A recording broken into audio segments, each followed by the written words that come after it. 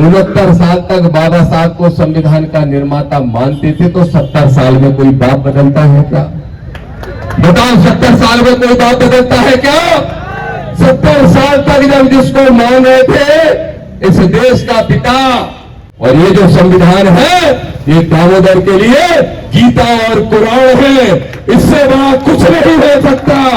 इसलिए ना इसको आचाने देंगे, ना उनके सम्मान को आचाने देंगे, और हर हाल में ग्वालियर हाईकोर्ट में बाबा साहब की स्टेच्यू लगाने का काम करेंगे। लेकिन बुखार आएगा तो मैं तो पैरासिटामोल खा लूंगा। गौमूत्र और हल्दी डाल के पीने से लोग कहते हैं कैंसर ठीक हो जाते हैं, और घर का बुखार पर्चियों से ठीक करते हैं। बताओ दामोदर ने क्या गलत कहा कि अगर तीसरे ही दिन बोले बुखार आ गया साहब को, बोले चैनल पे चलना, बोले फलाना महाराज को बुखार आया। मैंने कहा क्यों आया? बोले थक गए। मैंने कहा कैसे होता रहा? बोले डॉक्टर को बुलाया, गोली खाई तब ठीक हुए। तब मैंने पूछा, अरे सुनो मनवादियों, बाबा साहब के अनुयायियों का इलाज तो करते हो पर्ची से, बहुजनों का इलाज करते हो पर्ची से, कैंसर का इलाज करते हो गौमूत्र से, और खुद का इलाज करते हो डॉक्टर से। तब मानता जब तुम्हें बुखार चढ़ा तो पर्ची से ठीक कर लेते, और नहीं तो थोड़ा गौमूत्र पी लेते, थोड़ा गोबर खा लेते और अपना बुखार उतार लेते, तब मानता मैं। इसलिए मैं कहने आया, आडंबर पाखंड को जड़ से उखाड़ के फेंकेंगे, चाहे प्रधानमंत्री का छोटा भाई हो, चाहे मुख्यमंत्री का बड़ा भाई हो। देश चलेगा तो इस किताब से चलेगा, मनुस्मृति से नहीं चलेगा। ये देश हमारे माई बाप का है, ये देश बहुजनों का है, ये देश हमारे हक अधिकार को देने के लिए बना है। ये 28 साल के लड़के का जितना क्रेज है, इससे 4 गुना ज्यादा क्रेज था। लोग भगवान का रूप मानने लगे थे। अब किस केस में जेल गए? किसमें गए? देखो, इसमें बड़ी ताकत है, इससे बड़ी ताकत किसी में नहीं है। ये जो पर्ची है ये मनुवादी नहीं, ये संविधानवादी पर्ची है। ठीक है कि नहीं? कुछ लोग पर्चियां निकाल के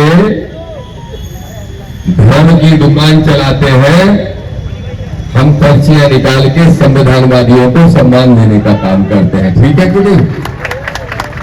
अब ऐसा है कि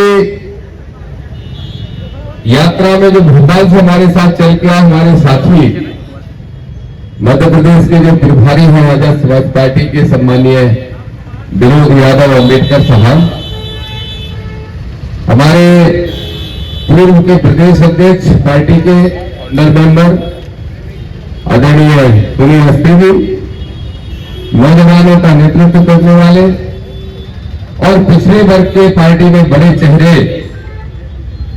आदरणीय अनिल गुर्जर साहब, हमारे जाना क्रांतिकारी साथी जिन्होंने प्रशासन से कहा अनुमति नहीं दोगे तो भी कार्यक्रम करेंगे, ऐसे भाई धर्मेंद्र हरवाल जी, हमारे एक और जाबाज अच्छे साथी सूर्यवंशी जी, हमारे जिलाध्यक्ष और राष्ट्रीय अध्यक्ष का नाम एक ही है चंद्रशेखर, और हिमालय के जिलाध्यक्ष आनंद जी, प्रभारी जी, प्रभारी जी थे ना जिला के, और सब साथी, इनके साथ साथ जो संचालन कर रहे हैं हमारे नौजवान साथी अच्छा संचालन कर रहे हैं, महिला मोर्चा के हमारी नेत्री नहीं खड़ी चालू कर रहे हैं,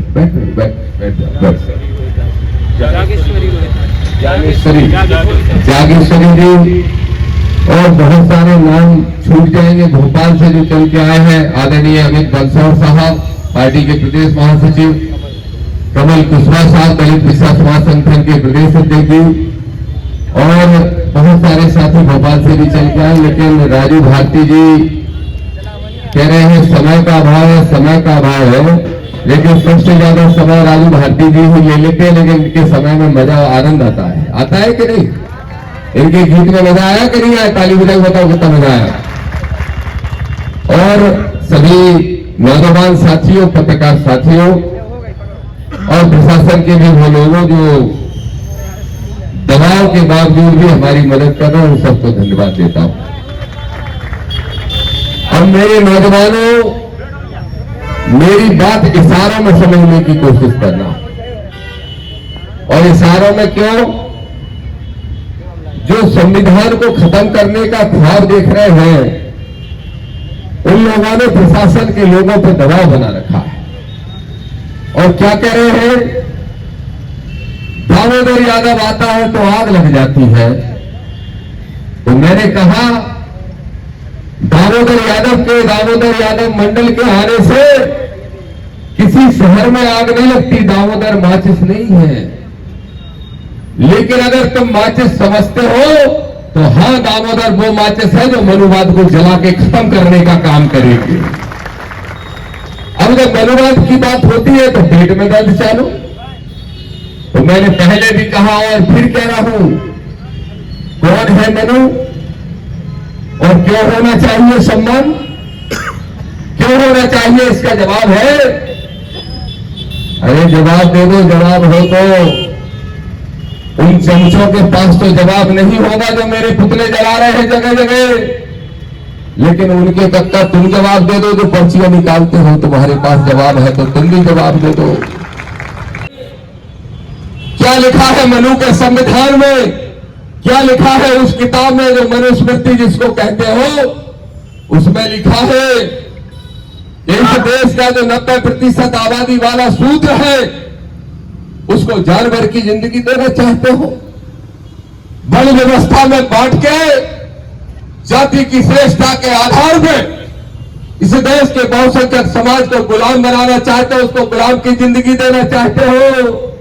तो सुन लो मनुवादियों, कहने आया है दामोदर यादव बुंदेलखंड की धरती पे जितनी ताकत हो लगा लेना, लेकिन बुंदेलखंड और मध्य प्रदेश को आडंबर पाखंड की धरती नहीं, बाबा साहब के संविधान की धरती बनाने का काम करेंगे। ये ऐलान करने आए हैं। बोले दामोदर बहुत उल्टा सीधा बोलते हैं। बताओ मैंने कोई उल्टा सीधा बोला क्या? बताओ, जोर से बोलो, कुछ उल्टा सीधा बोला? कोई गैर संवैधानिक बात की? कोई गैर संवैधानिक काम किया? किसी का नाम लिया? किसी की जाति को गाली दी? हम जाति को नहीं, हम तो मनुवादियों को कोस रहे। समझने वाले समझ जाओ, या तो मनुवाद छोड़ के मानवतावादी बन जाओ, नहीं तो सुन लो, जहां से आए थे वहीं वापस भेज दिए जाओगे। ये भी दामोदर यादव कहने आया। क्या कह रहे हैं? दामोदर यादव घुसेगा तो हम घुसने नहीं देंगे। सुनो, ये देश तुम्हारे बाप का हो न हो, लेकिन हमारे माई बाप अम्बेडकर का है, ये ध्यान रखना। और ये देश चलेगा तो बाबा साहब के संविधान से जितनी ताकतें हैं लगा लेना, लेकिन अगर इसका एक पन्ना भी फाड़ा तो उस सरकार को फाड़ के गड्ढे में गाड़ने का काम करेंगे। ये दामोदर कहने आया। अब बोलते हैं कि दामोदर ने उल्टा बोला। किसके लिए? बोले साधु संतों के लिए। दामोदर की भाषा खराब है तो जवाब दो मेरे पत्रकार साथियों, आप भी सुन रहे हो, मेरी आवाज लाखों तक पहुंचाते हो। दामोदर की क्या भाषा खराब है? दामोदर संविधान की रक्षा करने की बात करे। हमारे भाई, हमारे जिगर के टुकड़े, हमारे लीडर आदरणीय चंद्रशेखर आजाद सदन में संविधान की बात करे तो कहते हैं दामोदर चंद्रशेखर से खतरा है। किसको खतरा है? ना दामोदर चंद्रशेखर जी से, ना विनय भाई से, ना संविधान को खतरा है, ना देश को खतरा है, ना भाईचारे को खतरा है। लेकिन अगर खतरा है तो मनु विधान को खतरा है। ये चुनौती के साथ हम कहने के लिए आए हैं। तुम हमसे कह रहे हमारी भाषा खराब, तो अच्छी भाषा सुन लो। एक ठठरी के बने गाली है कि नहीं है? ठठरी के बने ठठरी पार देंगे। मुझसे एक विद्वान वकील का फोन आया सुप्रीम कोर्ट के। बोले बोले भाई आपको गाली दे रहा है। मैंने कहा कौन? कोई संत है? मैंने कहा पक्का? बोले पता करके। उन्होंने कहा नहीं संत नहीं, कोई 28 साल का बदतमीज लड़का है। क्या कह रहे भाई? बोले ठठरी मार देंगे। अब बताओ संविधान हमने थोड़ा क्या नासिर भाई प्रदेश उपाध्यक्ष की, हमने कहा कि अगर गैर संवैधानिक मांग को लेकर कोई यात्रा निकालते हुए एक्शन करता है तो राष्ट्रपति जी के यहां गुहार लगाई। ये हमारा संवैधानिक अधिकार है कि नहीं है? और जब यात्रा नहीं रुकी तो फिर सुप्रीम कोर्ट गए, बोलो ये संवैधानिक अधिकार है कि नहीं है? वो भाई बोला खड़ा होके, उनका नंबर नहीं है, नहीं तो हम फोन पे ही ठठरी मार देते। तो मैंने कहा दूसरों का भविष्य पर्ची से निकालने वाले तब जानता, जब दामोदर का नंबर ही पर्ची से निकाल लेता तब मानता कि तेरी पर्चियां सही हैं। मैं संविधान की बात करता हूं। मैं धर्म के आधार पर छोटा बड़ा ऊंचा नीचा नहीं मान सकता। इसीलिए कहता हूं कि आडंबर पाखंड को बंद कर दो। चुनौती देने आया है दामोदर। इस संविधान की रक्षा के लिए इस मध्य प्रदेश के करोड़ों लोगों ने, इस भारत देश के 125 करोड़ लोगों ने शपथ ली है, संकल्प लिया है और उसी संकल्प को दोहराने आए हैं कि हर हाल में ग्वालियर हाई कोर्ट के अंदर भारत के संविधान के निर्माता, भारत के भारत रत्न और भारत ही नहीं इस दुनिया के सबसे बड़े विद्वान आदमी हमारे बाबा साहब अम्बेडकर की स्टेच्यू लगा के रहेंगे, जिसमें जितनी ताकत हो रोकने का काम कर लेना। कोई कह रहे थे पत्रकार साथी पूछने की बात तो लोग कर रहे हैं। मैंने कहा जो ग्वालियर में रोकने की बात कर रहे हैं, ठीक कहा अवस्थी जी ने, उनकी संख्या उतनी ही है जितनी भोर भोर से आते थे भीख मांगने के लिए, उतनी है कि नहीं? और जो रोकने की कोशिश कर रहे हैं उनसे एक ही सवाल पूछता हूं, तुम्हें कसम है जिसकी मानो उसकी, चाहे तो अपने उस कोर्ट की मान लो जिससे तुम्हारी रोजी रोटी चल रही है, जिसको मानना है उसकी कसम है तुम्हें। ईमानदारी से बताओ, 70 साल के हो गए हो, 69 साल तक बाबा साहब को संविधान का निर्माता मानते थे, तो 70 साल में कोई बाप बदलता है क्या? बताओ 70 साल में कोई बाप बदलता है क्या? 70 साल तक जब जिसको मान रहे थे, इस देश का पिता, इस देश का निर्माता, इस देश के संविधान को, इस देश की रीढ़ की हड्डी मान रहे थे और उसका निर्माता बाबा साहब को मान रहे थे, तो अचानक क्या हुआ? देखो मेरे भाइयों, जब हिंदुत्व का नारा नहीं चला सत्ताधारी दल का, ध्यान रखना, षड्यंत्र को समझना, जब हिंदुत्व का नारा नहीं चला, जब अयोध्या का नारा भी टाए टाए फिस हो गया, तो फिर बाबा साहब को लेके आए।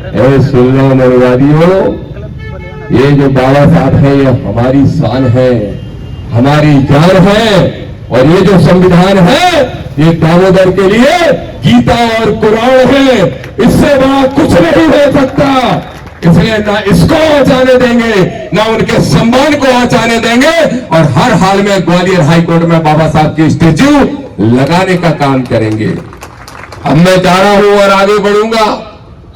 देखते हैं, थोड़े लोग बोल रहे हैं, मैं किसी का नाम नहीं ले रहा भाई, देखो अनिल भाई नाम लिया, अम्बेडकर साहब, किसी का नाम तो नहीं लिया, कोई गैर संवैधानिक बात तो नहीं की, हम बिल्कुल नहीं कर रहे गैर संवैधानिक बात।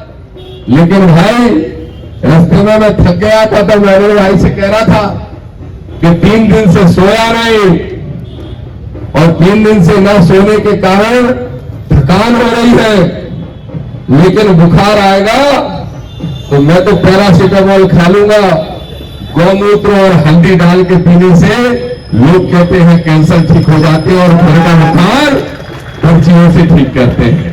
बताओ दामोदर ने क्या गलत कहा कि अगर तीसरे ही दिन बोले बुखार आ गया साहब को, बोले चैनल पे चलना, बोले फलाना महाराज को बुखार आया, मैंने कहा क्यों आया? बोले थक गए। मैंने कहा कैसे होता रहा? बोले डॉक्टर को बुलाया, गोली खाई तब ठीक हुए। तब मैंने पूछा, अरे सुनो मनुवादियों, बाबा साहब के अनुयायियों का इलाज तो करते हो पर्ची से, बहुजनों का इलाज करते हो पर्ची से, कैंसर का इलाज करते हो गौमूत्र से और खुद का इलाज करते हो डॉक्टर से। तब मानता जब तुम्हें बुखार चढ़ा तो पर्ची से ठीक कर लेते, और नहीं तो थोड़ा गौमूत्र पी लेते, थोड़ा गोबर खा लेते और अपना बुखार उतार लेते, तब मानता मैं। इसलिए मैं कहने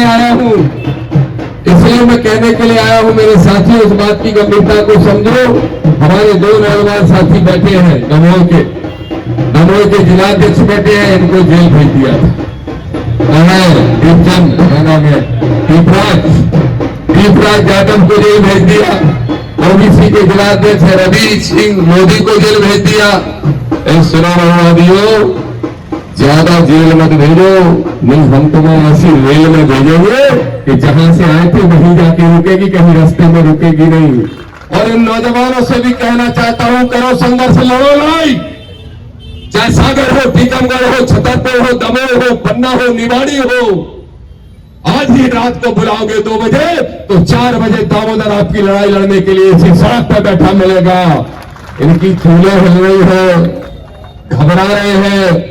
पहले कहते थे सिर्फ जाटव हर बार ही जय भीम बोलते हैं, अब क्या करोगे? अब तो अहीर भी बोलता है और गुजर भी जय भीम बोलता है। अब क्या करोगे? नहीं रोक पाओगे इस कारवां को उस कागज के टुकड़े के भरोसे जिसको तुम परमिशन कहते हो। कौन सी परमिशन? किस चीज की परमिशन? चलो मुझसे परमिशन पूछने वालों बताओ, 3 राज्यों में गैर संवैधानिक यात्रा निकल रही थी, किसी की हिम्मत हुई पर्ची पूछने की? परमिशन पूछी किसी ने?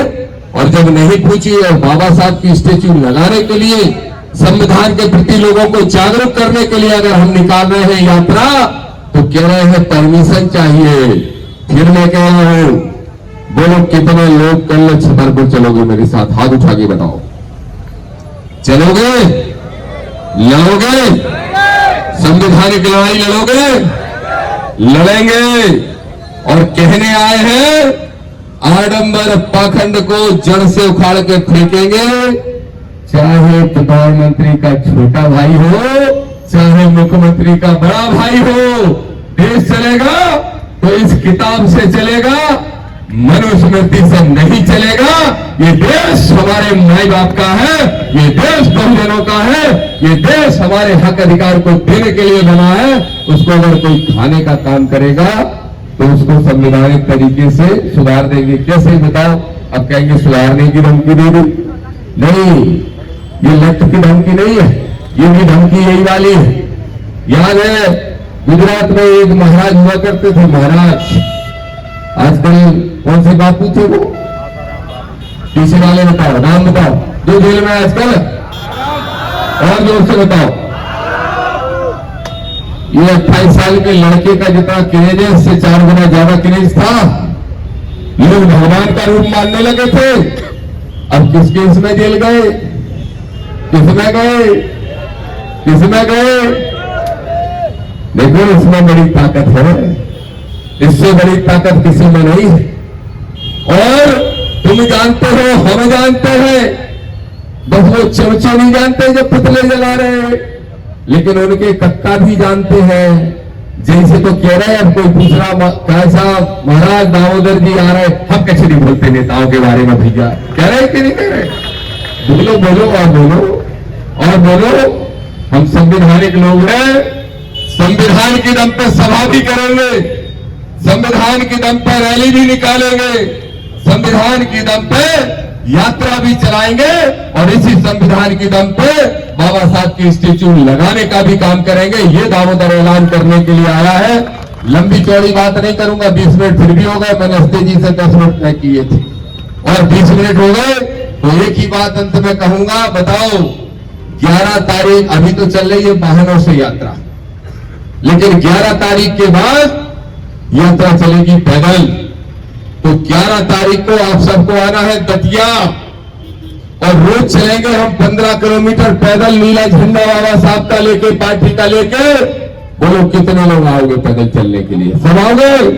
रोज 15 किलोमीटर पैदल चल लोगे, बीमार तो नहीं हो जाओगे तीसरे दिन हो गए थे लोग बीमार, तुम तो नहीं हो जाओगे।